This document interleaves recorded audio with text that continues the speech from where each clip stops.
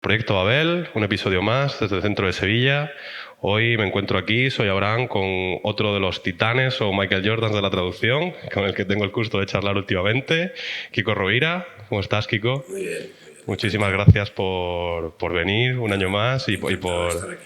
por unirte a esta nueva iniciativa que estamos teniendo. ¿Qué tal? ¿Cómo has encontrado Sevilla? ¿Cómo te has recibido? Esta vez fría.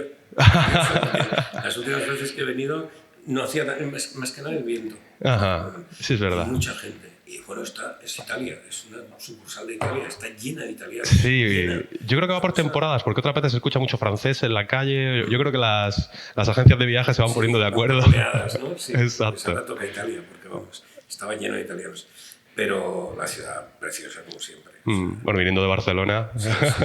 No creas. Yo siempre digo que si algún día me pierdo, me encontrarán en Sevilla. O Sí. sea, si algún día dejo Barcelona, voy a Sevilla seguro. Vengo a Sevilla, es mi segunda ciudad favorita. Mira, pues me alegro. Te acogeremos con los brazos abiertos. Pues Kiko, vamos a, como te he dicho antes, pasamos un poco tu carrera y ya nos vamos Vale. perdiendo entre las idas y venidas. Pues yo me sé un poquito tu historia, porque tengo el gusto de conocerte con anterioridad, pero obviamente no toda, porque tú naces en Barcelona. Yo nací en Barcelona. Y tú, si no me Hace 64 años. esa Barcelona ¿cuánto sería? ¿De los 30? ¿De los No, 40 y...? de los 60. Vale, si Nací me va. justo en el año 60. Ah, mira, claro, justo 64, 2024. Sí.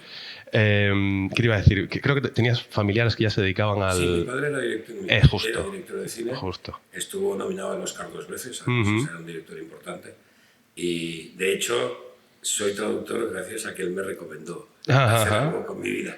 O sea que, porque, bueno, supongo que saldrá el tema, pero mis orígenes no son de traductor. Claro, claro, si no recuerdo mal, por lo que me contabas, tú pues empiezas con... O sea, ¿aracnología se llama? Sí. Yo Comienzas... estudio, soy biólogo Ajá. y especializado en arañas, en aracnología. Pero al principio tus primeras tomas con el inglés, cuando tú empiezas a marcharte a Estados Unidos, no es por la traducción, sino que, en efecto, es por las...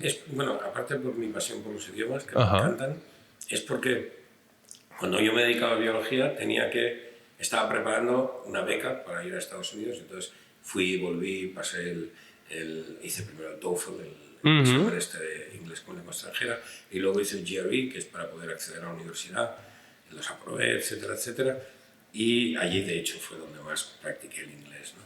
Pero también luego me apunté en una academia donde empecé de alumno y acabé de profesor, porque mi nivel de inglés era superior a lo que enseñaban en la academia, porque también hay que entender que en aquella época, en los años 80 era esto más o menos, en España no todo el mundo hablaba inglés, desde luego comparado con las generaciones de ahora, la generación Z, todo el mundo habla inglés.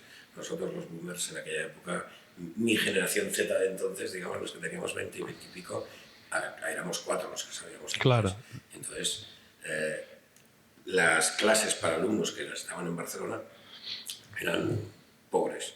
Y entonces mi nivel era más alto, entonces pactamos con ellos que yo pasaba a dar clases a los principiantes que no necesitaban obligatoriamente un nativo, ¿no?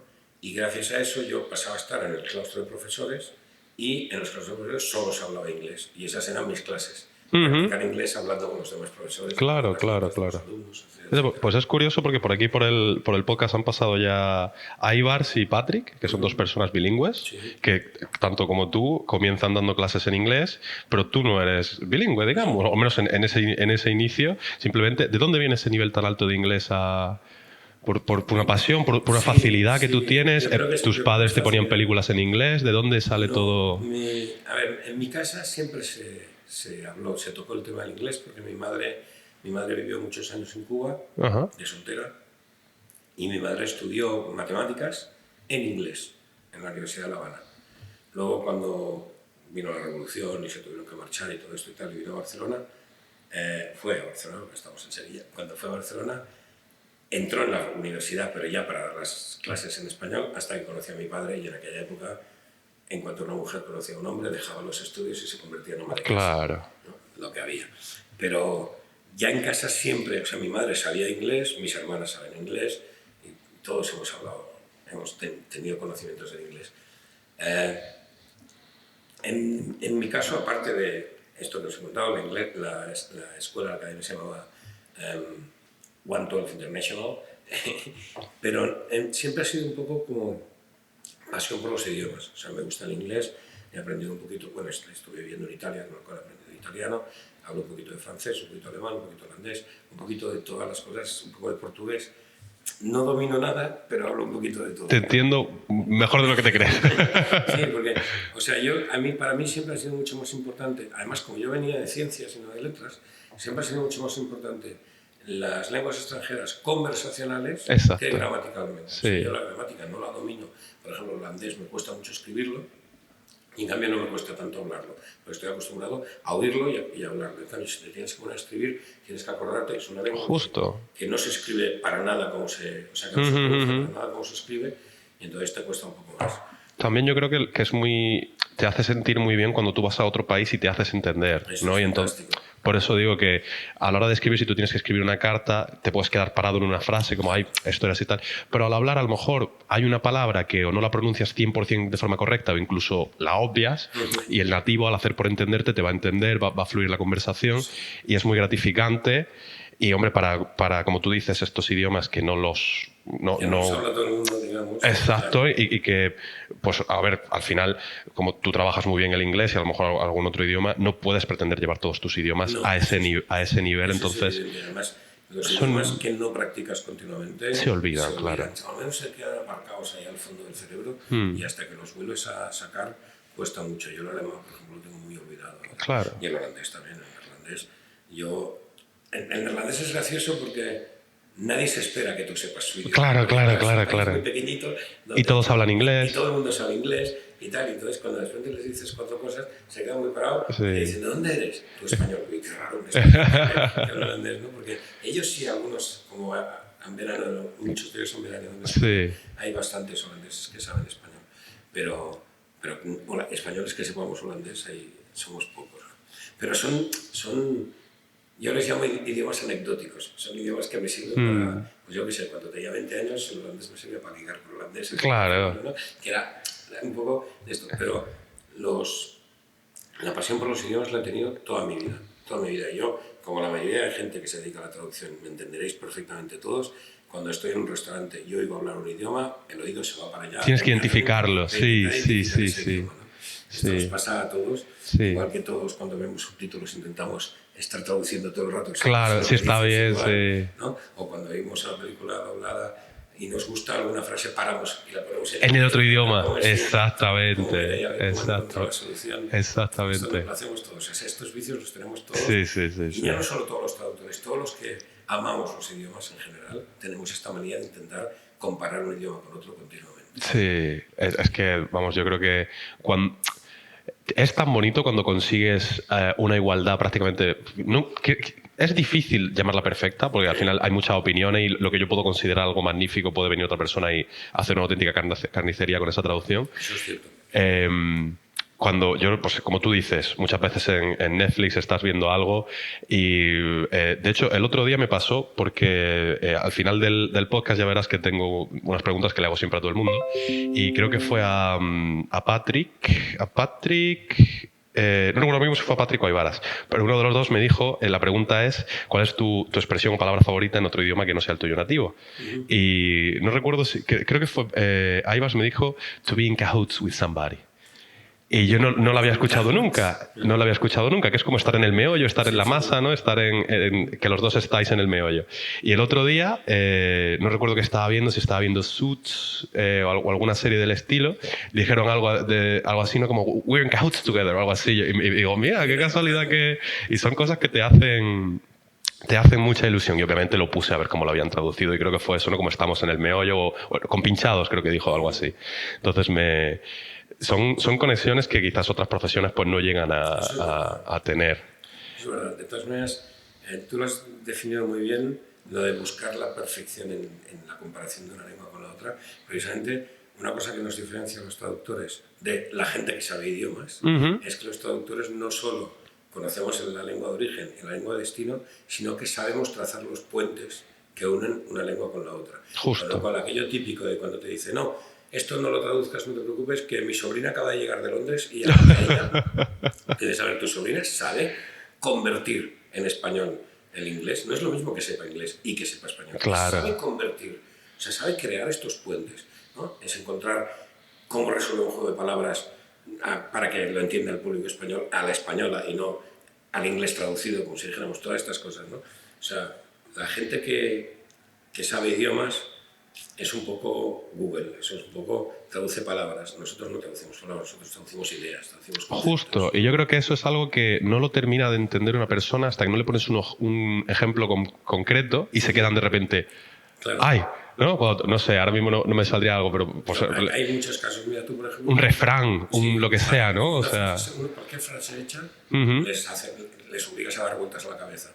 Pero es que cosas tan sencillas como I don't know, ¿no? I don't know puede ser no lo sé, pero también puede ser no sé, también puede ser qué sé yo, también puede ser paso de saberlo, ¿qué más me da? O sea, depende del gesto con el que lo estés diciendo, de la expresión, del el tono, de cosas, claro.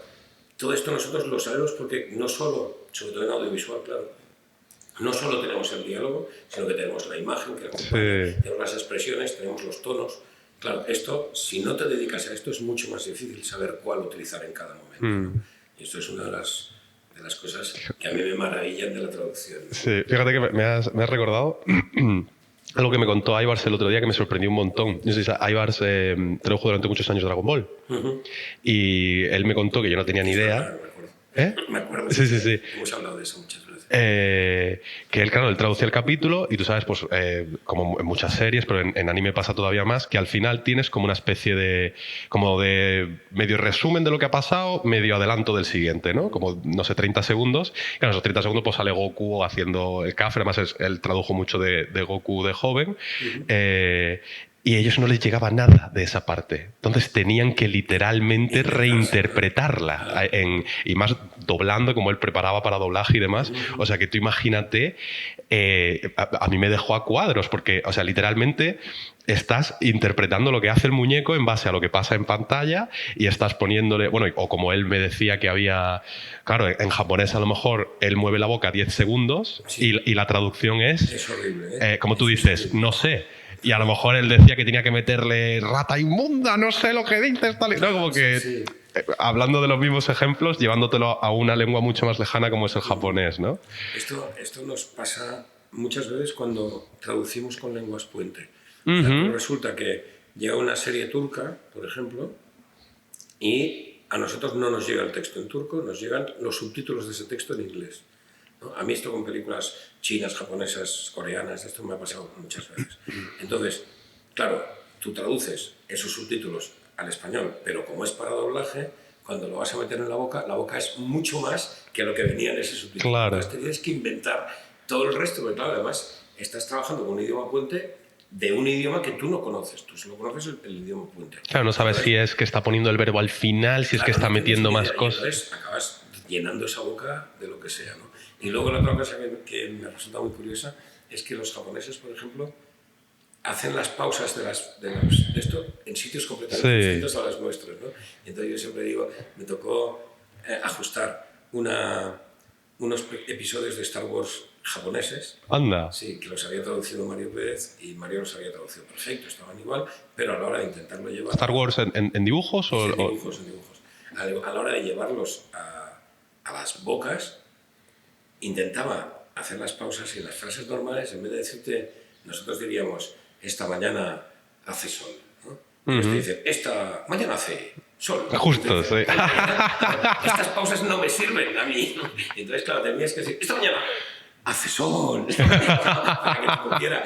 A nuestro estilo tenías que llenar esa boca con su manera de hacer las pausas. Porque en realidad ellos no están diciendo, esta mañana hace sol. A lo mejor ellos dicen, mañana soleada, hoy bonita. Claro, la estructura de su frase no tiene nada que ver con la latina. Mucho, porque además el chino son símbolos y son ideas, no son palabras como tal. Justo, claro, sí. Ellos definen las situaciones, las cosas, pero no las definen como en nuestra lengua latina, que pam, pam, pam, pam, ¿no? Y cuesta un montón. Pero es divertido, ¿eh? Sí, hombre, desde luego curioso tiene que ser. Pues volvemos, Kiko, a tu línea temporal. Estás dando unas clases allí en Barcelona, que empiezas... Ahora mismo estoy dando clases online para mi asociación, Atrae, No, digo en esa época. Me acabas de contar. Me acabas de contar. Sí. Yo daba clases. Pasaste de alumno a profesor. Esto es antes de ser biólogo. No. Esto al mismo tiempo que yo estudiaba biología. Ok. Entonces, yo ya me había dado cuenta de que el inglés me iba a resultar muy útil porque cuando empecé a especializarme en las arañas, toda la información que yo encontraba sobre arañas eran o libros en francés. Había un libro básico que se llama Le Arañé, que era importantísimo tenerlo y sabérselo de memoria, donde te describía las arañas, las distintas familias y todo esto y tal. Pero luego, cuando empecé mi proyecto de tesis doctoral, que empezó siendo la tesina, era la utilización de las arañas en los campos de cultivo para evitar pesticidas, para evitar utilizar... En lugar de utilizar productos, utilizar arañas. Porque las arañas que yo estudiaba no hacen telaraña, con lo cual al agricultor no le van a molestar al recoger el cultivo.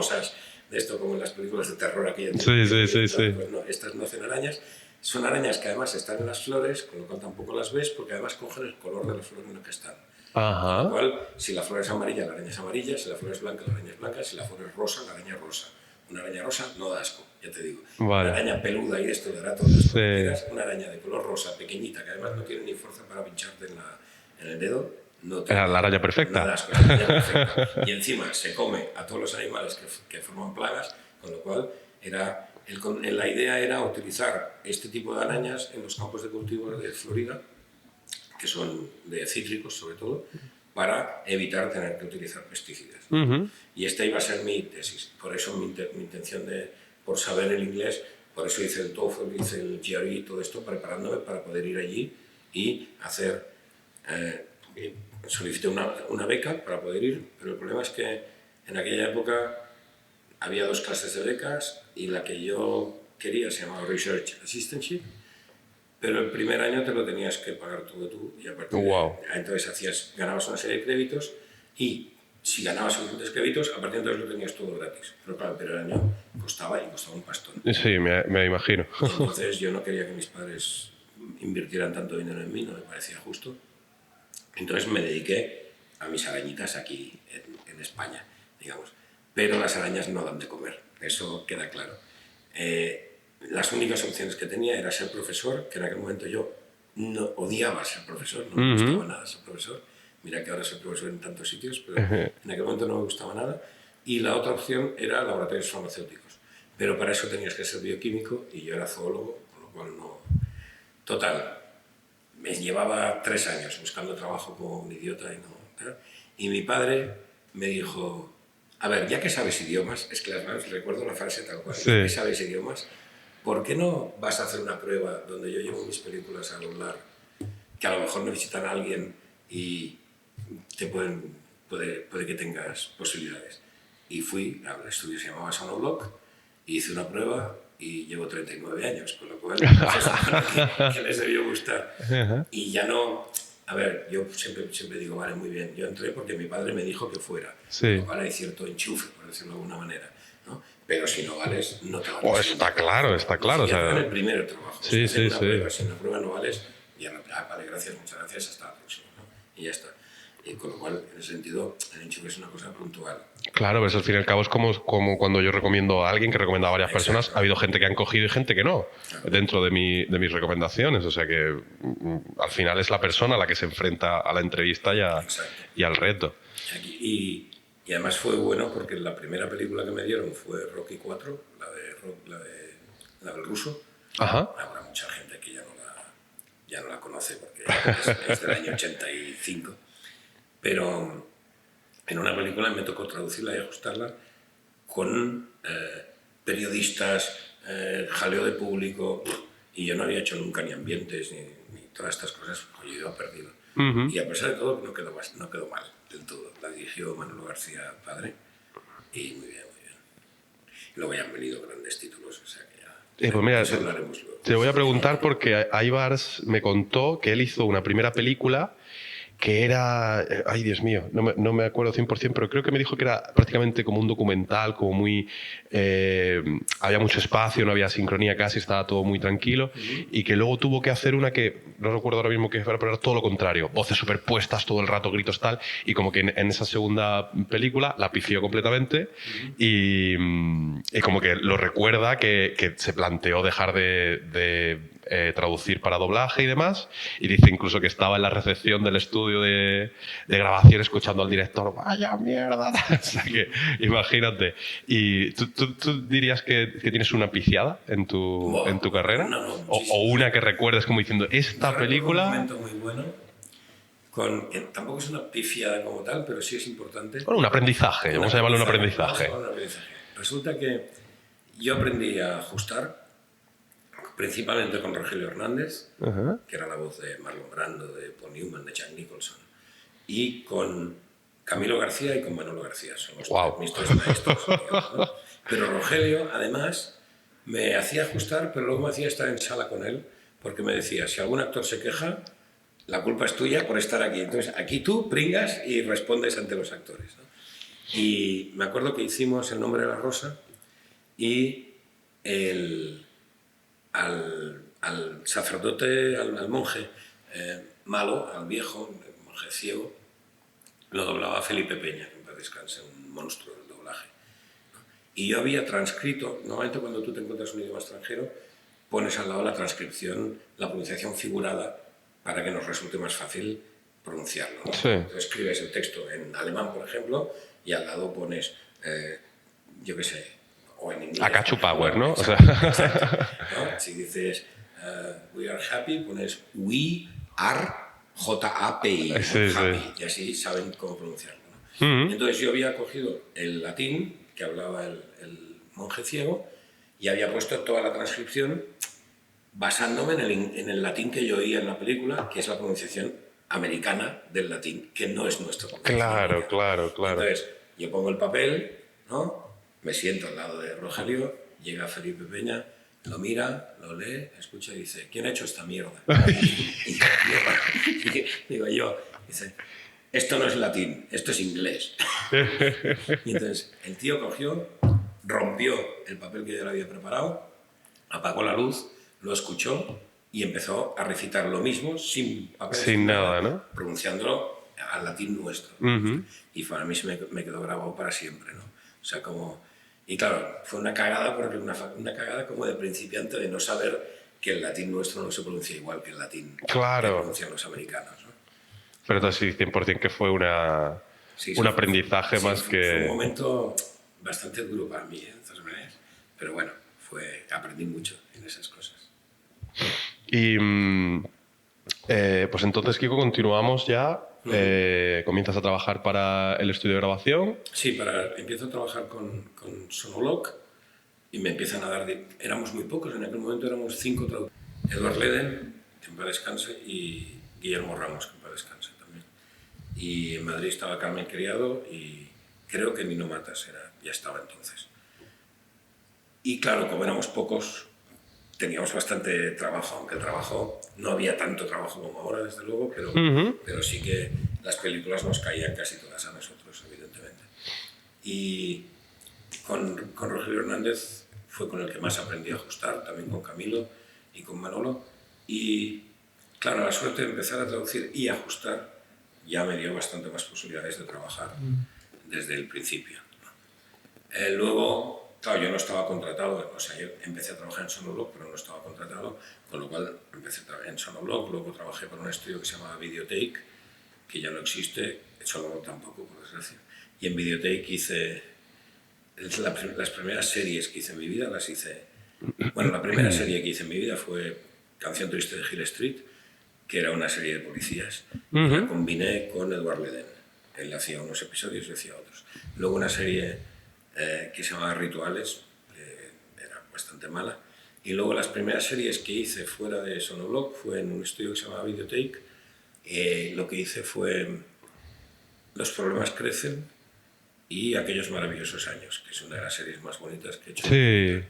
Que es en la que está basada Cuéntame. Cuéntame es una copia a la española de Aquellos maravillosos años. ¿no? Y en Forrest Gump también hay unas escenas que son recordando cómo era aquellos esos años. Es que por esa época recuerdo que Aivas me contaba que cuando él empezó, no sé si sería más o menos cuando tú, quizás unos años después, que las teles autonómicas era cuando empezaba el auge. Entonces, claro, estas teles autonómicas compraban un catálogo de películas y había que doblarlas. Sí. Y ahí es cuando entró una inyección de trabajo para vosotros brutal. Porque había un estudio, él me dijo, uno aquí en Sevilla, uno en Barcelona y otro en Madrid o algo así, muy poquita cosa. Fundó el de Sevilla. En Sevilla no había nada. Cuando yo empecé todavía no había nada. Claro. Entonces, todo por Canal Sur, ¿no? Claro, abrió Canal Sur y entonces abrieron un estudio aquí en Sevilla.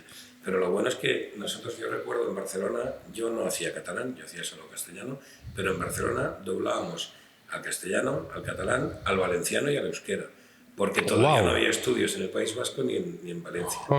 Y tanto en Canal Sur no lo sé seguro, pero tanto la televisión gallega, o sea, los estudios de Galicia, como los estudios de Valencia y de País Vasco, aprendieron a doblar en Barcelona.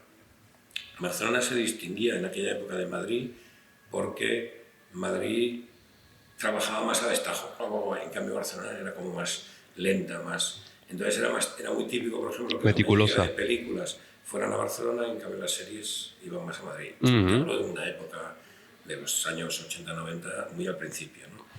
Igual que había pues, más localismos en la manera de traducir de Madrid y menos en la de Barcelona, etc. Y la dedicación al doblaje, ¿no? La dedicación pura, ¿no?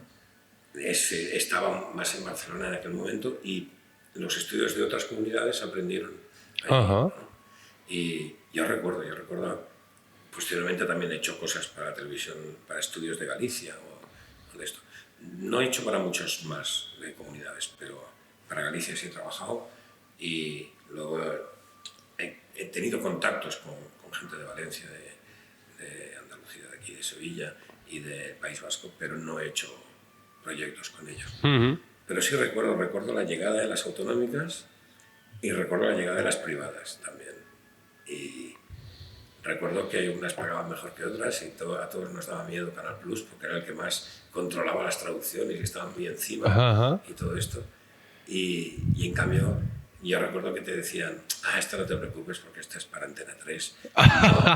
No tienes que esforzarte tanto. Y tú decías, no, yo me esfuerzo igual. Claro, en todas, sí. Pero supongo que en aquel momento pagaban menos, o que sea, no tengo ni idea. Pero al final la calidad es la que tú presentas y te da igual. Es tu portfolio, claro, sí. Entonces yo hacía lo mismo, me da igual que fuera para Canal Plus, que para Antena 3, que para la televisión de Badalona, me daba igual. Y nada, y así me fui metiendo hasta que en el año 96 el supervisor de Columbia, el encargado de doblaje de Columbia lo dejó. La encargada de doblaje, que era Viviana Fernández, se llamaba. Y se sigue llamando. Sí. Y entonces vi la posibilidad de ser yo el nuevo coordinador de doblaje de Columbia.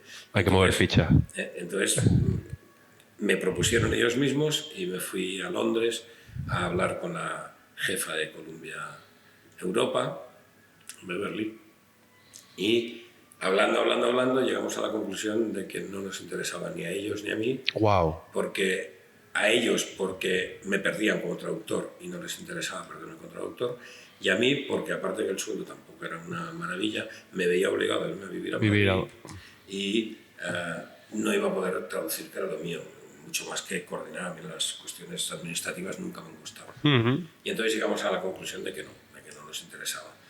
Pero gracias a eso yo pasé a ser un poco el traductor exclusivo de Columbia, ¿no? Entonces, como yo era el traductor exclusivo de Columbia, había un estudio en Madrid que se llamaba Sincronía, que propuso a Columbia contratarme ellos y así todo lo de Columbia dejaba de ir a Sonobloc y pasaba a Sincronía porque me tendrían a mí contratado. Entonces yo podía ir a Madrid, me pagarían el alojamiento, o a lo mejor llegaríamos a un pacto de yo pago el alojamiento pero me pagáis tanto, etc. Y entonces yo les dije, vale, me parece muy bien la idea, ¿no? Irme a vivir a Madrid me lo debo plantear porque en Barcelona se vive muy bien, claro. pero antes que nada se lo tengo que decir al jefe de Sonobloc, con el que he trabajado durante tantos años. Y cuando se lo dije al jefe de Sonobloc, el jefe de Sonobloc me dijo, te contrato yo. Y entonces pasé a ser traductor en plantilla. Ajá. Entonces estabas siendo autónomo. Hasta entonces era autónomo. En el año 96 pasé a ser traductor en plantilla. Y estuve traductor en plantilla, traductor y ajustador en plantilla de Sonobloc hasta el año 2009. O sea, 13 años. Pero yo recuerdo de hablar contigo que estos años para ti son magníficos. Que eso te iba a decir, no quería decirlo yo los mejores, pero yo recuerdo que tú me hablaste de esos años como claro, el galardón. El trato era magnífico. Yo participaba en muchas cosas del estudio. Era un poco como la mano derecha del jefe, del señor Padrós, para reuniones con clientes, tal, le hacía intérprete, íbamos a hacer, yo que sé, comidas con clientes, yo le acompañaba y le ayudaba, tal. Luego, evidentemente, ya cuando su hijo se hizo mayor, su hijo fue el que se casó. La que la acompañaba. Lógico, ¿no? Pero en aquel momento era yo y para mí ha sido la mejor época de mi vida porque tenía todas las ventajas de ser asalariado, es decir, sueldos, pagas dobles, vacaciones pagadas, seguridad, la seguridad social pagada por ellos, etcétera, etcétera, y todas las ventajas de ser autónomo, trabajar en casa, sin horarios. Entonces, claro, era lo mejor de las dos casas juntas, ¿no? Entonces, claro, fue la mejor época de mi vida. Eso provocó que cuando Sonobloc quebró y cerró y yo volví a ser autónomo, me costó mucho adaptarme a las nuevas condiciones que no eran tan buenas como cuando estuve contratado. Claro. Pero, bueno, al final yo estoy muy agradecido a International Sound Studio porque fue el primer estudio que cuando supo que yo me había quedado solo... ¿Estabas libre? Me fichó.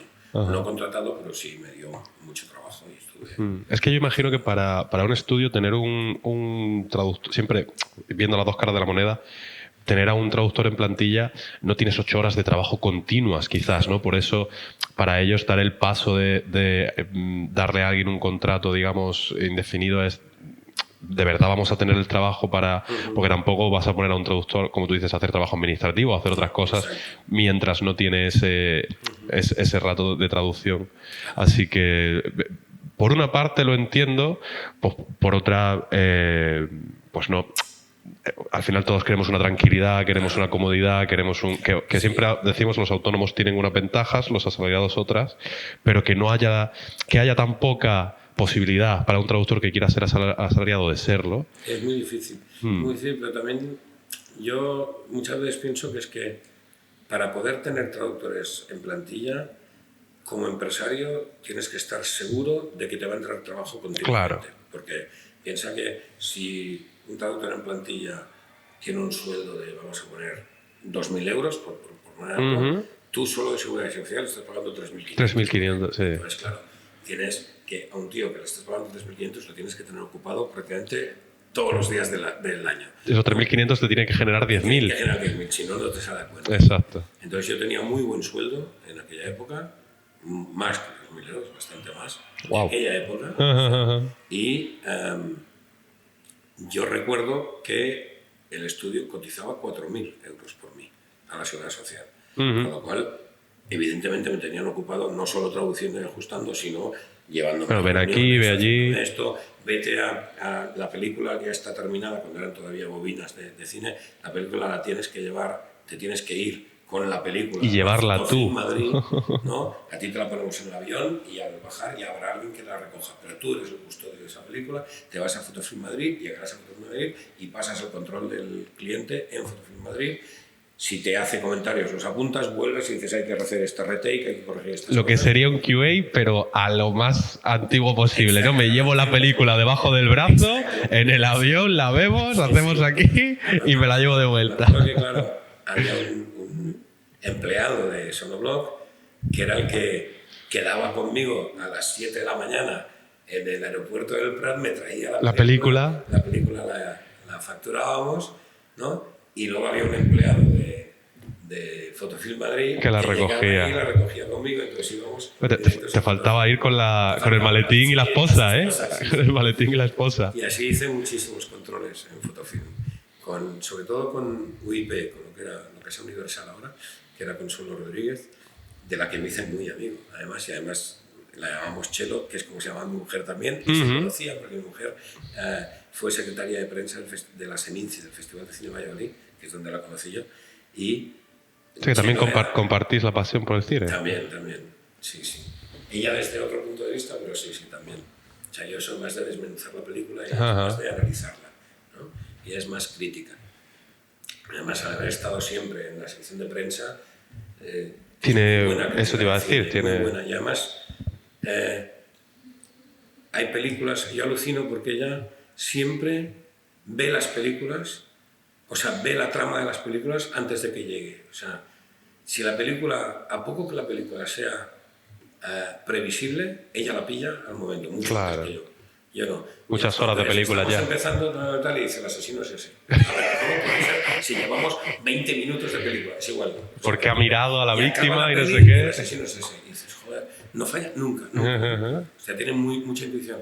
Y por eso, ahora voy a hacer propaganda de una serie, nos encantó una película que se llama, una serie que se llama Asesinato en el fin del mundo. No la he visto. Que hace muy poco, ¿no? Porque no te esperas que el asesino sea el asesino. Entonces, cuando ella no consigue saber tal, es que la serie es muy buena, porque si no, te las destroza a los 10 minutos y te fastidia mucho porque siempre se sabe quién es el malo. Joder, hay que sacarle la creme de la creme para que no te haga el spoiler, ¿no? Sí, exacto, ¿no? Y entonces me encanta ver películas y ver esto con ella porque aprendo mucho de cómo ella ve las tramas, porque claro, yo estoy más acostumbrado a fijarme en los diálogos, en las bocas, en tal. Soy menos de fijarme... O sea, yo no iba para director de cine, de hecho nunca he ido para director de cine, por eso mi padre, siendo director de cine, al principio intentó meterme, vio que yo quería ser biólogo y pasó de mí, digamos, ¿no? Y en cambio siempre me han gustado los diálogos, siempre me han gustado las... O sea, hubo un momento en que iba a hacer biología e iba a hacer literatura también, porque me gustaba mucho la literatura, pero era demasiado trabajo y no... Me decanté por la biología. Pero a mí lo que me gusta del cine es eso, es ver qué bien han desarrollado los diálogos, qué ricos son. Cómo fluye el diálogo, qué tal, sí. Qué creíble, gracias a cómo hablan. Mucho de los idiolectos de los distintos personajes, es decir, la forma de hablar que define cada personaje, etc.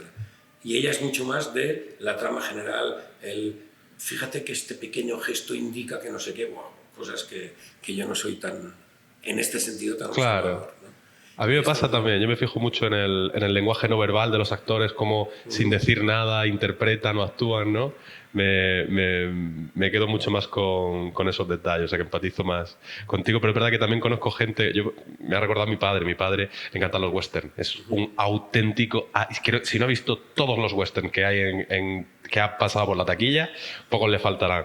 Y es que empieza un western y a lo mejor sale, pues no sé, Clint Eastwood o el otro, yo no me sé los nombres, pero vamos, y te esta es y al final hay un duelo de con este y tal y cual. Es alucinante, o si no, pues si es alguna que ya no se acuerda, bueno, mi padre ya es bastante mayor que tú, como que ya lo sabe, ¿no? Ya dice, esta es la típica de llega al pueblo, está la señora allí, que la trata mal el malo del pueblo y llega el de tal. Es justo. Empieza y dice, mira, esta va a ser la que al final se va a liar con porque luego resulta que ella ya está casada y va a tener problemas y luego el otro querrá matarlo, no sé qué. Y tú dices, a ver, pero si no has visto la peli, ¿cómo puede ser? Te da ganas de apagarla, ¿no? Es una trama que la he visto en miles de películas y sé que va a ser así, ¿no? Y acierta con muchísima frecuencia, una cosa alucinante. Yo soy más patoso. Bueno, pues entonces... eso, volviendo a mi línea temporal, estuve contratado en Sonobloc durante muchos años y tuve la suerte de hacer grandísimas películas, de traducir y ajustar grandísimas películas. Tuve la suerte de hacer Star Wars, que eso para mí en aquel momento fue muy importante. Desde el episodio 1, las 3 antiguas no, porque la primera yo tenía 17 años, todavía no me dedicaba a nada a esto, pero desde entonces las he hecho todas, hasta las últimas series, ya Obi-Wan Kenobi y Ahsoka, esas ya no las he hecho yo. Pero todas las demás, todas las películas, las 1, 2, 3, 7, 8 y 9, y las series todas, menos las primeras 6 temporadas de Clone Wars, yo las supervisé solamente, las había traducido Rafa Ferrer. Y yo solo las supervisé. La séptima ya la hice yo, la séptima y última, y luego la remesa mala, el Bad Batch, pero también he hecho Rebels, Resistance, o sea, todo esto. Y la mayoría de estas cosas las hice en Sonobloc, las de Star Wars. Y en cambio Marvel fue cuando yo ya estaba en Sound Studio, que yo hice Marvel desde la tercera, que es Iron Man 2. La primera es Iron Man, la segunda es Hulk y la tercera es Iron Man 2. Porque en aquel momento era Paramount quien llevaba Marvel y llegó la orden de que las películas se tenían que hacer en el estudio por temas de protección contra la piratería. Y la traductora de la primera vivía en Valencia y el estudio estaba en Barcelona. Entonces, claro, no le iban a pagar la estancia en Barcelona durante tanto tiempo por hacer la traducción. Y entonces decidieron cambiar de traductor y fue cuando me cogieron a mí. Y no me quejo, ¿no? O sea, de las 33 películas de Marvel que se han hecho, yo he hecho 26. O sea, 33 contando siempre, digamos, la trama Avengers. Desde el universo cinematográfico de Marvel. O sea, desde Iron Man 1 hasta la última que es de Marvels. O sea, tú sigues contando después. Es que para mí, digamos, o sea, aquí ya podemos entrar un poco en dilema. Game, ¿no? Exactamente. No, quiero decir... Es que la fase 5 no está gustando. Entonces, la fase 5... Justo, es que yo creo que... Pero también es normal, ¿no? Cuando tú cierras un capítulo... Tan marcadamente. Por favor, el final es... El caso de Tony Stark es ¿Tu mujer vio ese final? ¿Lo supo ver? No. No. ¿Sabes qué pasa? Es que mi mujer, las películas de Marvel, le gusta verlas sin pensar. Claro, sí. Pero tampoco las liga mucho con las otras. Que yo siempre digo, esta frase ya la dijo. La dijo... No sé qué, sí. Yo estoy disfrutando como si cada peli fuera nueva. Claro. Las únicas que ha ligado realmente ha sido Infinity War y Endgame. Porque están hechas para ello. Están hechas para que las líes. Pero todas las demás, frases que salen en Doctor Strange que ligan con no sé qué. El último Spider-Man que está lleno de intertextos y de referencias y todo esto. Es que, madre mía, Kiko, te preguntaría por 50.000 películas, pero se nos va a ir aquí. Claro. Sí. ¿Qué te pareció la última? Es que con esa última de Spider-Man tengo un dilema, porque a mí me apasionó. De verdad. Me apasionó. Ay, es que mira que a mí me hacía mucha ilusión porque yo el primer Spider-Man que vi, no me recuerdo ahora mismo cómo se llama el actor, pero es la primera de todas. Tobey Maguire. Exacto. Sí, Spider-Man 1. Exacto. Es la única que no he hecho yo. Me hizo José Castro. Es que el hecho de que vuelva a salir ese... Porque a mí me encanta, luego estaba Amazing Spider-Man, que es este chico tan mono que parece que tiene 15 años. Sí. Y luego la última... Es muy chulito. Sí. Y es demasiado chulito. O sea, yo creo que para mí, que soy fan del Spider-Man de los cómics, siempre, desde niño, ¿no? Para mí, Tobey Maguire era demasiado mayor como Spider-Man. Andrew Garfield era demasiado chulo como Spider-Man. Y Tom Holland me parece perfecto. Exacto, es muy bueno. No trabaja de fotógrafo para J. Jonah Jameson en el Daily Google, pero todo lo demás es muy como yo imaginé siempre. A mí me recuerda un montón al Spider-Man de la serie de dibujos, porque es mucho más infantil, es mucho más tal. Es un niño grande. Exacto, y es muy bueno. Era muy así. Era gamberrete, no gamberro. En cambio, Andrew Garfield es más gamberro que gamberrete. Sí. Por lo visto también le trasciende a su persona, porque él ha tenido problemitas. Sí, muchos. Y además me encanta porque él es muy así. El actor, Tom Holland, es muy así. Y quien le dobla en España, que es Mario García, también es muy así. Le pega muchísimo porque el estilo... Me acuerdo que fuimos a un Comic Con en Madrid y estábamos unos cuantos, y entre ellos estaba Mario García haciendo como que se subía por las paredes. Sí. Es muy Spider-Man, él es Spider-Man en España, ¿no? Habéis visto todos los temas de Tom Holland con los leaks que hace, son buenísimos. Yo he visto recopilaciones de YouTube de él liqueando cosas así, tío. Vale, o sea, porque es él, que saltado, pero vamos, hace tiempo. Y de hecho, ya le mandan siempre con, ¿cómo se llama? Doctor Strange. No me sé el apellido. Benedict Cumberbatch. Exacto. Benedict Cumberbatch. Que ya lo mandan con él y no sé si has visto que en las entrevistas, en cuando empieza a hablar, y le hace así que se calle. Es que creo que dijo que, o sea, soltó que en Infinity War dice, se va a morir todo el mundo, o algo así, soltó en un spoiler. Es como, madre mía, tío. Enseñó el póster ¡También! Películas antes de que fuera público. Pero es que pero ¿por qué buenísimo? Porque ¿sabes qué pasa? Que dice... acaba de llegar, no sé qué, y le da la vuelta y pone Top Secret. Es demasiado bueno. No, pero a mí la última película, a mí me encantó porque, claro, cuando has hecho todas las de Spider-Man, volver a ver a tus actores de cuando el Spider-Man original, el de Amazing y tal, juntos, cada uno con su universo, pero relacionados entre... A mí me parece genial. Y luego que para mí esa película, yo que me dedico a esto, es el paraíso de la intertextualidad. O sea, sí. De las referencias. O sea, hay referencias textuales, o sea, de diálogos, referencias visuales, frases que salieron en la película de 2001 y vuelven a salir en la de 21, o en la de 2004 y vuelven a salir en la de 21. Es una pasada. A mí me gustó, quiero decirte, tiene cosas que me gustan un montón, como es la oportunidad de hacer algo así que no se había hecho antes, la oportunidad de volver a ver todos esos actores encima juntos, y sobre todo que ninguno tiene la historia igual. No, si no me equivoco, al primero se le muere Ben, al segundo se le muere Mary Jane, y a este tercero... se le muere Gwen. Porque en aquel bueno, no es Mary Jane, es Gwen, sí. Mary Jane es Gwen. Exacto. Teóricamente es la primera novia. Entonces cada uno, claro, cuando ellos comparten en la película, cada uno tiene una cosa diferente, cada uno empatiza por razones diferentes y es curioso. Lo único que, en mi opinión, manchó un poquito la película es que tiene mucho lo que llamamos hoy en día fanservice, que es como que busca mucho simplemente ser relatable para la persona que lo ve, pero no te está dando una película con de verdad una trama, un tal, un cual, solo le está dando, digamos, al Dios mío, me sale todo en inglés, al viewer, al espectador. Exacto.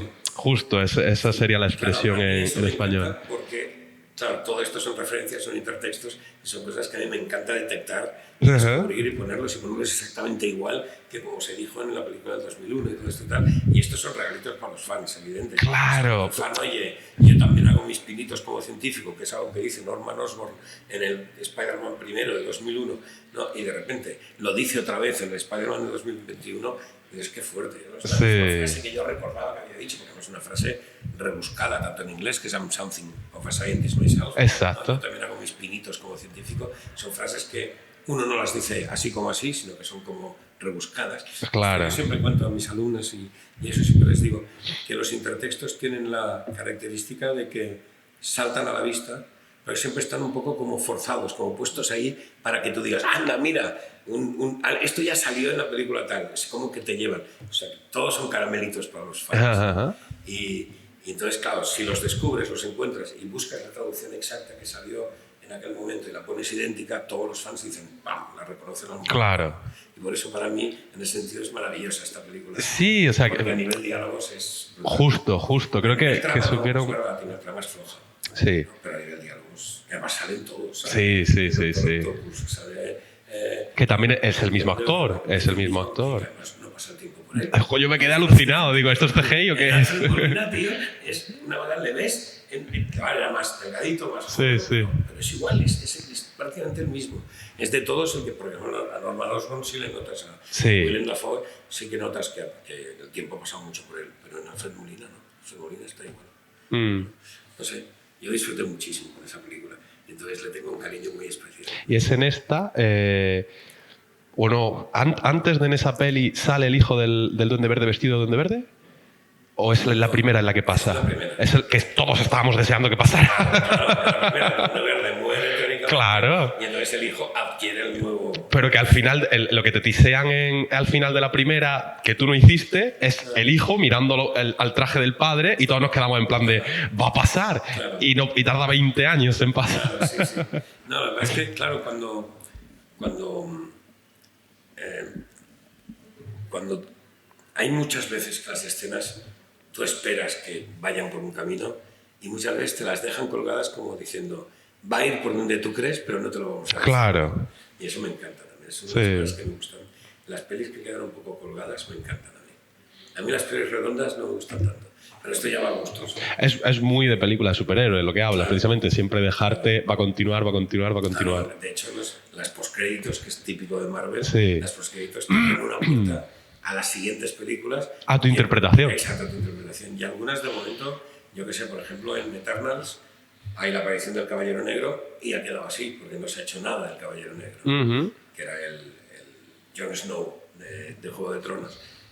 Pero bueno, ahí está abierto y así algún día si lo retoman ya van a usar ese actor y sabremos que será por ahí. Pero Marvel ahora en estos momentos está un poco en horas bajas porque las dos últimas pelis les han dado menos dinero de lo que esperaban. La última que les ha dado mucha pasta ha sido Guardianes 3. Pero tanto Quantum Manía como The Marvels no han tenido el triunfo que ellos esperaban y entonces ahora está un poco parada la cosa. Yo creo que falta, es lo que hablábamos antes, después de cerrar como cierras la época de Avengers, sí. Yo creo que toca una época de ir pisando con cuidado a ver cuál es la que da. Exacto. Porque ¿qué vas a hacer? ¿Vas a sacar unos Avengers nuevos, que pueden ser superhéroes nuevos, que al principio también parecía que iban por ahí, con el tema de Falcon? Hay una escena que pone New Avengers Site, ¿no? Y no sabe si quiere decir Avengers New Site, claro. New Avengers Site, ¿no? Exacto, como si que es la sede de los nuevos Vengadores o la nueva sede de los Vengadores. Dejan un poco así en el aire, ¿no? Entonces creo que es una época ahora mismo de ellos como de touch base, ¿no? Como de ver por dónde vamos, qué hacemos, y esperarán, por suerte aquí los que mandamos somos nosotros, a ver qué es lo que la gente ve. Claro. A ver qué es lo que... Yo sé que en el 2023 me habían hablado de una de las pelis próximas, no se llegó a hacer nada. En el 2024 de momento no me han dicho nada y bueno, yo estoy a la espera. Yo soy el primero que va a saber. Claro. No. Tampoco el primero porque los estudios y esto lo sabrán antes, ¿no? Sí. Pero de el primer mortal, vamos a decirlo, ¿no? El primer mortal sí que seré yo. Pero de momento no sé nada, absolutamente nada. Eso es la magia también del este. Claro, que tú cuando sabes que va a llegar no sé qué, empiezas a darle a vueltas. Claro. Cómo será y tal, ¿no? Pero está bien. Pues Kiko, vamos a ir ahora ya enlazando hacia el final del podcast, que todavía queda un poquito. Vale. Y había pensado hacerte unas preguntas como un poco relámpago para sacarte un poquito el friki. Luego podemos hacer lo de las anécdotas que te he contado antes, vale. Y ya lo cerramos con las preguntas que le hago a todo el mundo. ¿Podemos hacer una mini pausa que quiero ir a buscar agua? Por supuesto. Un segundo, traigo un vaso de agua. Tranquilo. Venga, vamos allá. Vamos allá. ¿Superhéroe favorito? ¿Mi superhéroe favorito? De lo que puede ser, no Marvel, sino todo. Es muy difícil. Muy difícil. Cuando yo leía cómics, mi héroe favorito era Thor. Ajá. Que es el único que no he traducido.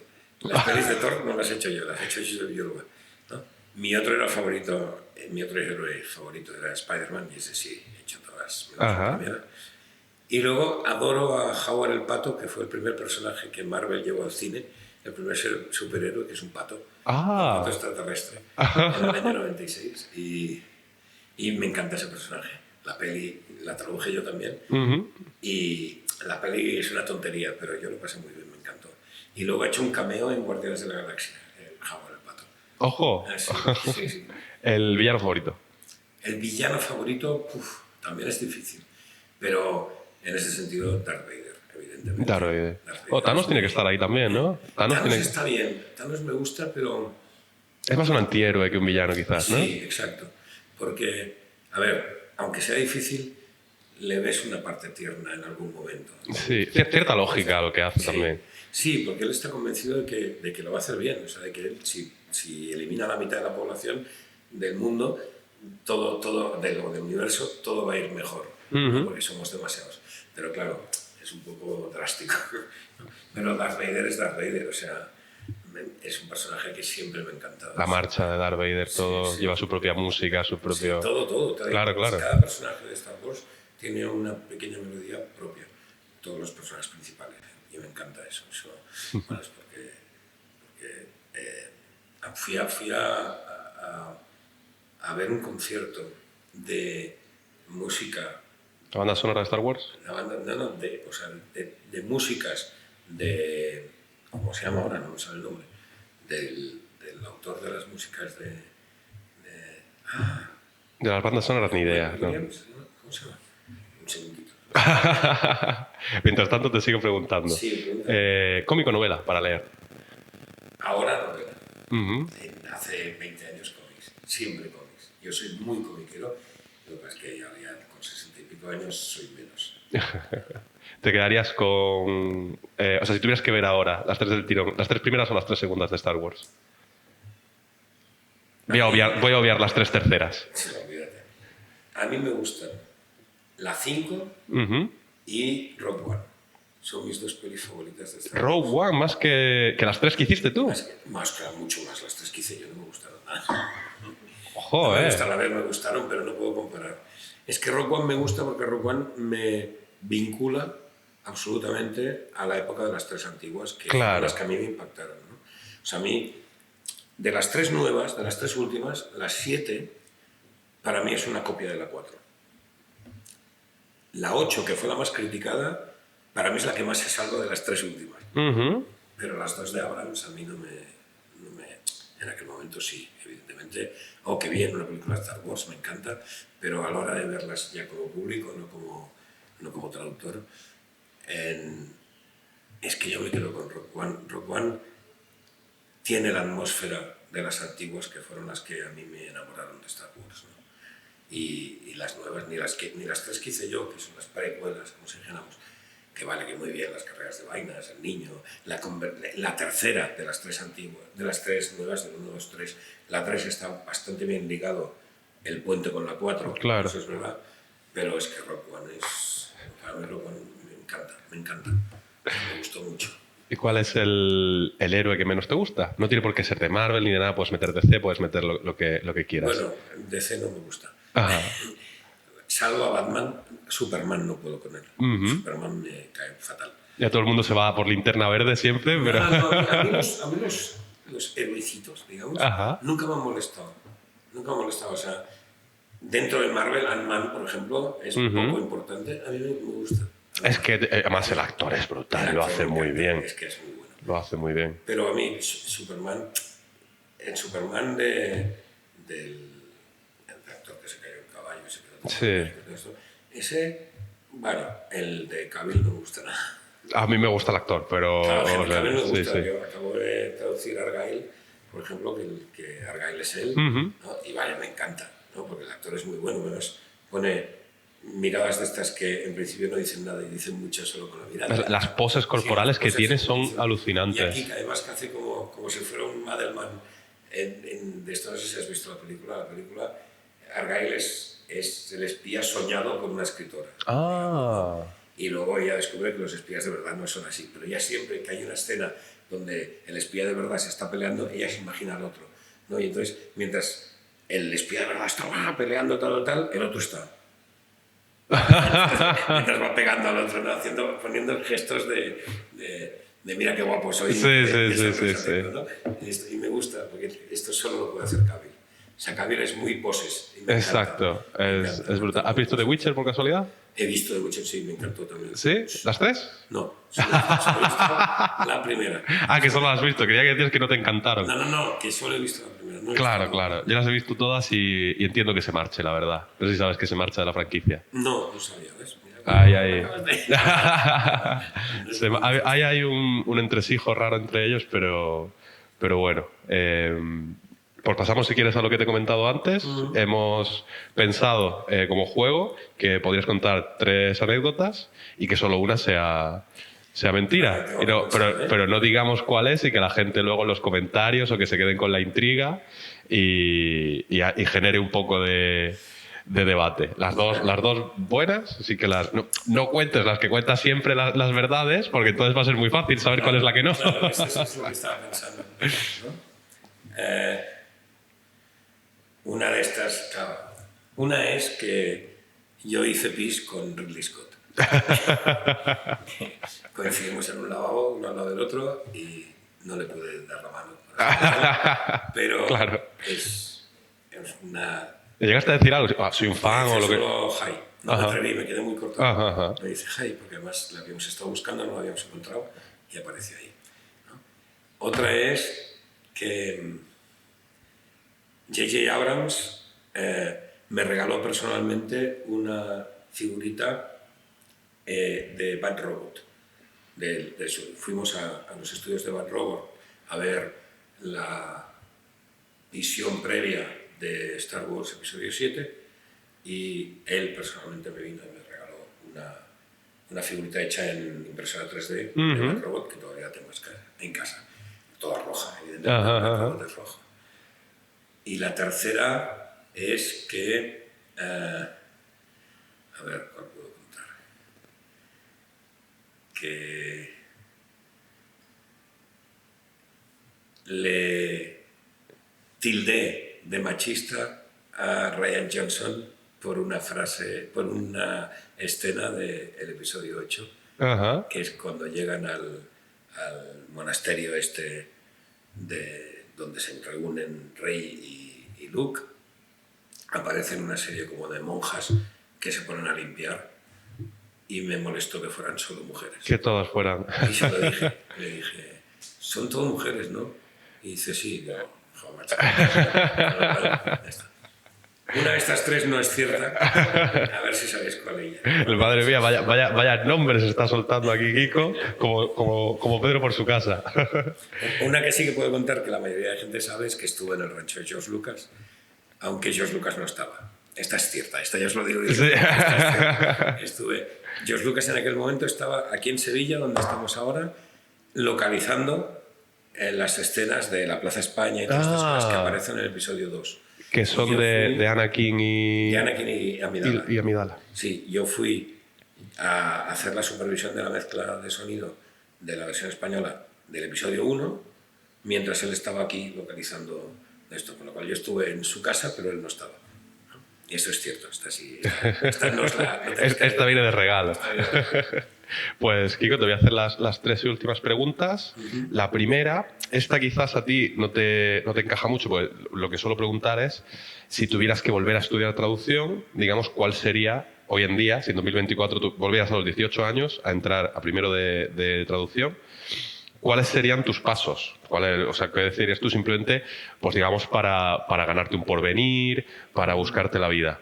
Es curioso que generalmente, quizás excepto Marta, que fue la primera invitada, tanto Patrick como Aivas han dicho prácticamente lo mismo que hicieron. O sea, prácticamente han dicho, en tu caso no me vale decirme estudiar arañas otra vez. Yo no estudié traducción. Así que si volvieras a los 18 años, primero de carrera, sí, pues no sé, un poquito... Si me hubiera decidido por traducción, claro, o sea, por ser traductor... pero no en tu día, digamos, sino hoy en día, con las tecnologías que tenemos hoy en día, con la vida como está hoy en día, ¿hacia dónde crees que tirarías tú? ¿Qué optativas crees que irías a coger? No me tienes que decir con nombre y apellido las optativas, sino, pues yo iría, imagínate, hacia la lengua computacional o hacia literaria o lo que sea. ¿Cómo lo verías tú? A ver, yo volvería al audiovisual seguro, pero me hubiera gustado aprender interpretación, con lo cual seguramente me pondría a estudiar interpretación porque me da muchísimo respeto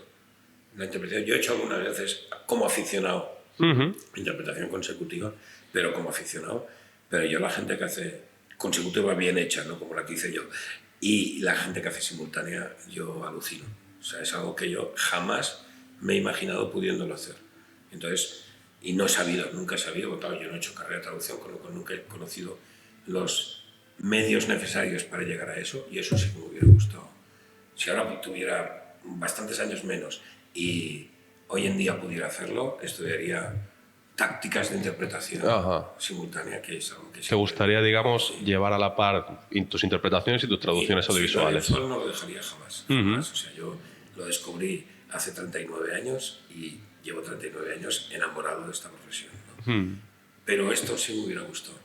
Pues es curioso porque hablando con Aivars, que Aivars también hace cositas de interpretaciones y demás, él me decía precisamente eso, como que hoy en día entrar al mundo de la traducción audiovisual es un poquito complicado, pues porque quizás al entrar las tarifas no son las mejores, las deadlines no son las mejores, el trato no es el mejor, pero que aunque a él le encanta y es algo que si volviera a empezar, aunque le costase entrar en un principio y esa entrada fuese un poco más dura, que él intentaría compaginarlo con algún tipo de traducción o de interpretación que sí que pueda darle, pues para pagar las facturas, y digamos con esa parte pagar las facturas y con otra parte pues disfrutar de su trabajo, ¿no? Eso fue la respuesta. Y es curioso que vas más o menos, porque la interpretación está muy bien pagada. Yo pienso menos en la pasta porque soy idiota. Pero una de las cosas que sí que me hubiera gustado, y esto es, si vuelvo a hacer audiovisual, tirar hacia publicidad. Publicidad corporativa. Da mucha pasta y lo de la transcreatividad esta que se ha creado ahora me gusta. Sí. Esto me hace gracia porque yo defensores de la transcreación, no me acuerdo cómo le llaman ahora, estas traducciones especiales que se usan tanto en... Creo que es transcrear, ¿no? Como, digamos, darle una vuelta de rosca extra. Que es un poco ser traductor y publicista. Justo, tiempo, justo, ¿no? justo.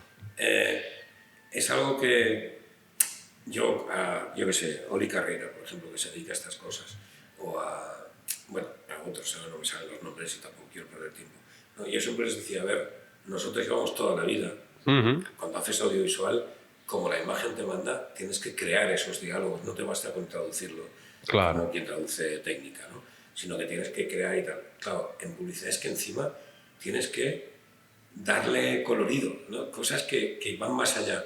Y me ha tocado hacer anuncios 2 veces, uno para Levi's y otro para una empresa, no me acuerdo cómo se llamaba, ¿no? Y en la segunda tuve discusiones enormes con el creativo, porque él decía, no, aquí quedará bien esto, y decía, esto no tiene nada que ver con lo que dice el original. Claro, claro, claro. Y me decía, ya, pero queda más bonito. A mí que quede más bonito, claro, yo soy traductor. Claro, claro. Que quede más bonito no me vale. Lo que dice es esto, ¿no? Sí. Entonces me gustaría conocer los puentes que me llevan de esto a esto. Claro, ser capaz de alejarte tanto del original como para crear ese... Para crear, ¿no? Que eso yo soy incapaz. O sea, a mí cuando hice Bad Boys, por ejemplo, la supervisora de Columbia... Por favor, qué película. Sí, la supervisora de Columbia, Candice Whitman, me decía, dale un toque especial, ¿no? Crea algo. ¿Hiciste la 2 también? Todas. La escena esta de... Es que yo siempre... La hago con mis amigos, Kiko. Es que esta la hago con mis amigos. O sea, cuando Eddie Murphy, ¿no? Will Smith. El otro. Martin Lawrence. Cuando Martin Lawrence abre la puerta al que va a salir con su chica... Uy, no me acuerdo ya. Ay, pues es que es buenísimo porque, claro, pues él tiene una hija, ¿no? Que tiene 15, 16 años o 14. Y es pues lo típico, ¿no? El primer novio, el primero que viene a recoger a tu chica y abre la puerta y hacen un show. Hace como que los dos son expresidiarios y como que son súper chungos y como que le dan el mal rato al tipo, ¿no? En plan de... Claro, llama a Will Smith como que es el tío de su hija y el otro aparece con la pistola típica pistola que lleva Will Smith siempre. Sí. Acabo de salir del trullo, no sé qué, no sé cuánto, ¿no? Y ¿qué edad tienes? No sé qué, ¿sabes pelear? Esto, lo otro. Y me ha recordado, digo, seguro que Kiko tuvo que darle aquí ese truco porque... Claro, a ver, no me acuerdo porque han pasado muchos años. Claro. Pero yo me acuerdo de una escena en que dice, no sé qué, ¿qué estás haciendo? Dice una barbacoa o algo así. Sí. Y entonces la Candice me decía, dale un poco de gracia. En Francia, por ejemplo, han puesto, estoy haciendo unas salchichitas, ¿no? Y yo le decía, ya, pero es que yo no soy guionista, yo soy traductor. Y me decía, no, eres guionista. O sea, tú creas, tú no te das cuenta, pero tú creas. No solo traduces, tú creas. Y eso me fue muy útil para aprender a ir más allá de la simple traducción, pero no al nivel de la publicidad que me tiene alucinado, ¿no? Pero eso es peligroso porque te puede subir mucho el ego, ¿no? Cuando eres capaz cuando te dan esa libertad, pero no sabes tomarla en su justa medida, puedes convertirte en alterar completamente el producto. Claro, generar... claro, para mí eso es casi un pecado mortal. Entonces, una de las normas básicas de cualquier traductor es la idea. Saber hasta dónde ir. La idea original se tiene que mantener igual. Las palabras dan igual, pero la idea, el concepto tiene que ser el mismo. Claro, cuando ni siquiera el concepto tiene por qué ser el mismo, yo no me atrevo. Es demasiado fuerte. Entonces yo seré guionista hasta cierto punto. Claro, a partir de cierto punto ya no puedo. Puedo dar mi toque, pero no puedo reinventar o transcrear como hablábamos. No puedo hacer algo tan distinto del original como puede llegar a ser una transcreación, ¿no? Ahí no doy más de mí. Segunda pregunta, Kiko. Si desde ahora hasta los 3 años que has dicho antes que te quedan, solo pudieras traducir un producto y solo ese producto, ¿cuál sería? Marvel. Solo películas de Marvel. Sí. Da igual lo que saquen, aunque no te guste, voy a hacer películas. Es que Marvel, aunque hagas 2 películas al año. Marvel es un mundo que... O sea, la última película de Marvels no la he hecho yo, la ha hecho Mario Pérez. Y aunque el cliente decide, me parece muy bien, porque además está muy basada en Miss Marvel, que es un poco continuación de Miss Marvel, que también la ha hecho Mario y tal, pensé, una peli de Marvel que no hago yo. Qué rabia, ¿no? Estoy ahí. Ya con Thor ya me pasó. Cuando no pude hacer Thor la primera, ya sabía que las demás de Thor ya no las iba a hacer yo y también me dio... Claro. Pero es simplemente, ay, qué pena, ¿no? No es envidia ni o sea, quiero decir, ellos son... Claro. Yo adoro sus traducciones, pero ojalá hubiera podido hacer yo todo el universo Marvel siempre, ¿no? Porque es que en Marvel, o sea, yo desde niño he sido Marvelita, o sea, yo tenía todas las colecciones de Marvel, ya no solo las de Vértice, que era la editorial que empezó a traerlas, sino anteriores a Vértice, una editorial que se llamaba Novaro, que venía de Latinoamérica y que eran como libritos bajitos y tal, y fueron mis primeros libros de cómics de superhéroes, escritos en español de Latinoamérica además, y no sé, toda la vida he sido fan de Marvel, entonces claro, yo si ahora me dijeran, no vas a hacer nunca más Star Trek, por ejemplo, bueno, no vas a hacer nada más, tal, eliges solo una, Marvel. Sí, Marvel Forever. Vamos. 100%. Como Wakanda Forever, pues Marvel Forever. Marvel Forever. Y la última, que es la que te he comentado antes, tu palabra favorita en otro idioma que no sea el español. He estado pensando y me refiero a solo palabrotas me salen. ¿En serio? Sí. No, es que hay una palabra muy fea en neerlandés que no la puedo decir porque es un texto que empieza por N, ¿no? Que es una palabra que es la primera palabra que aprendí en holandés en mi vida y que me encanta, pero es muy fea, habla de Dios y no es... Ok. Dios es hot en holandés y luego lo siguiente es bastante negativo. Vale. Y es una expresión que no sé por qué me gusta cómo suena y no sé. Por la sonoridad. Es verdad que el alemán y el holandés tienen una sonoridad... El holandés tiene cosas que recuerdan al alemán y cosas que recuerdan al inglés. En los números lo notas mucho. O sea, 1, 2, 3, 4, 5, 1, 2, 3, 4, 5. ¿No? Tienes el 4, por ejemplo, es igual en holandés que en alemán y en cambio 5 es igual en holandés que en inglés. Claro. Y cosas así. Pero ya te digo, el holandés es un idioma que me apasiona, es todo suena como mucho... muy gutural, la J y la L, los sonidos, o sea, la G en holandés se pronuncia G, como la J nuestra, y la L suena como la L catalana también, pero es un idioma que me apasiona y que no lo uso nunca. Pero, me apasiona. Pero es curioso que pensando en la única palabra a destacar, es la primera que me viene a la cabeza siempre. Y no la puedo decir. Cuando cierres el micro te la digo. Perfecto. Pues Kiko, yo hasta aquí. Muchísimas gracias, como te he dicho. Siempre que paso un ratito contigo es magnífico. Y bueno, esto es algo que esperemos que siga un tiempo, así que verte aquí, verte con una botella de vino, verte con lo que sea. Encantado. Siempre, Una botella de vino ya más que siempre es un gustazo. Así que nada, te despido. Un placer. Te doy las manos por aquí y ahora charlamos un ratito. Muy bien.